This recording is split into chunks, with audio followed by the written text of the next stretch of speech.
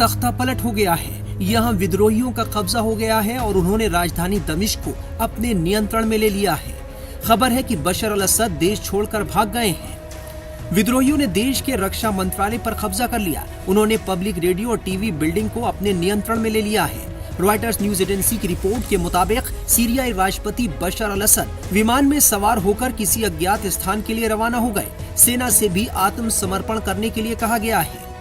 Syria के विद्रोही गुट हयात तहरीर अल शाम ने पूरे सीरिया पर कब्जे की घोषणा की है। इन सब के बीच अब लोगों के मन में यही सवाल उठ रहा है कि आखिर क्या है एचटीएस और कौन है इसका मुखिया अबू मोहम्मद अल जुलानी, जिसने सभी बंदूकधारी विद्रोहियों को एक साथ किया और राष्ट्रपति बशर अल असद को देश छोड़कर भागने के लिए मजबूर किया। सीरिया में जिस विद्रोह गुट ने पूरे देश पर कब्जा जमाया है और राष्ट्रपति बशर अल असद को भागने के लिए मजबूर किया, उसका नाम हयात तहरीर अल शाम है। ये गुट लंबे वक्त से बशर अल असद सरकार के खिलाफ लड़ रहा था। ये कभी आतंकी संगठन अल कायदा की शाखा रहा है। हालांकि 2016 में इस संगठन ने खुद को अल कायदा से अलग कर लिया था। एचटीएस का नेतृत्व अभी अबू मोहम्मद अल जुलानी के पास है, जो बेहद कट्टरपंथी माना जाता है। पश्चिमी देश एचटीएस को एक आतंकी संगठन मानते हैं। हयात तहरीर अल शाम का प्रमुख अबू मोहम्मद अल जुलानी खुद को एक इस्लामिक नेता बताता है, लेकिन वो खुद के आधुनिक होने का दावा भी करता है। जब जुलानी ने एचटीएस को अल कायदा से अलग किया था, तभी से ही इसका मकसद सीरिया की सत्ता से बशर अल असद सरकार को हटाना था। अबू जुलानी का जन्म 1982 में हुआ था। उसकी परवरिश सीरिया की राजधानी दमिश्क के माजे इलाके में हुई।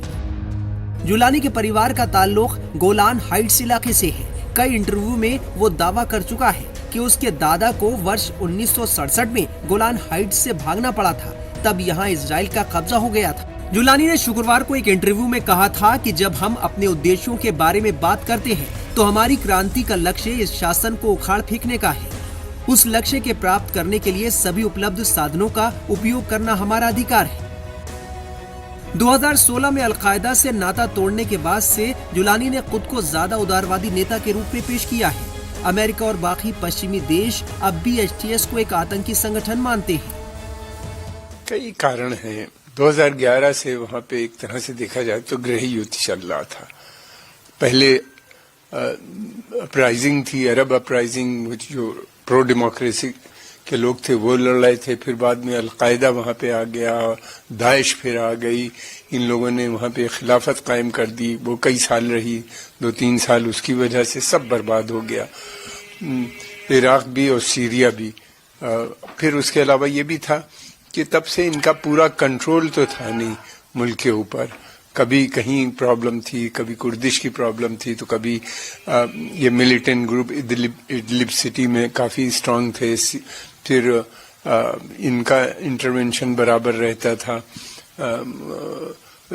टर्की और इजराइल लगातार पिछले कुछ दिनों से हम देख रहे हैं बॉम्बिंग कर रही थी। इनके जितने वेपन डिपो थे उसको बहुत से अधिकतर को उसने डिस्ट्रॉय कर दिया था।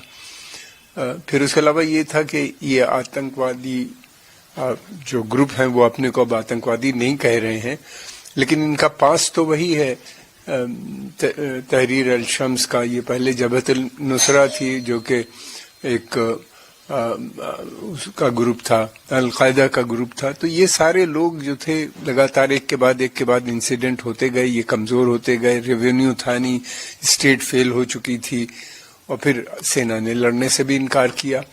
अधिकतर लोगों ने उनको लगा कि वो सेना अपने ही लोगों को मार रही है, तो वो उसमें डिसर्शन शुरू हो गया और उनका पतन हो गया।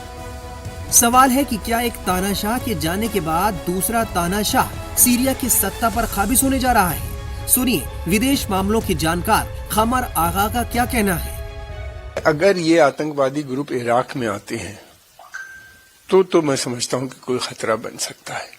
और वहां पे तेल की सप्लाई है, वहां पे एक दोबारा से अराजकता फैलती है, तो वो एक खतरे का विषय बन सकता है। और अगर ये सीरिया के अंदर सीमित रहते हैं और वहीं पे इनके आपस में झगड़े होते हैं या एक स्टेबल गवर्नमेंट बनाते हैं, तो इमीडिएट इतना खतरा नहीं होगा भारत को। हाँ, इससे पहले की जो हुकूमत थी वो सेकुलरिज्म पे विश्वास था उसका, हालांकि थे वो भी काफी डिक्टेटोरियल रिजीम थी, तानाशाह की तरह काम करते थे।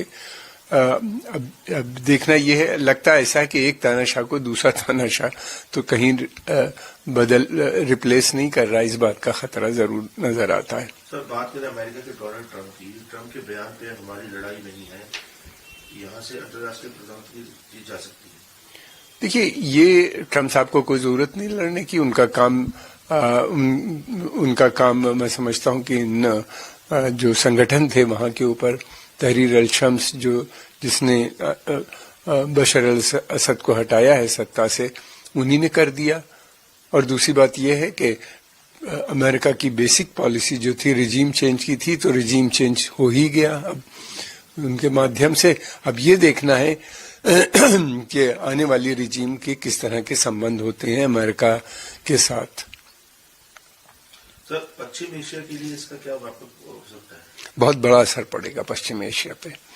पश्चिम एशिया पे एक तो असर इसका सबसे ज्यादा पड़ेगा कि इराक के ऊपर सबसे ज्यादा, इराक बिल्कुल इसके बॉर्डर इस पे मिलते हैं, और दूसरी तरफ लेबनान के ऊपर बॉर्डर पर के ऊपर असर पड़ेगा।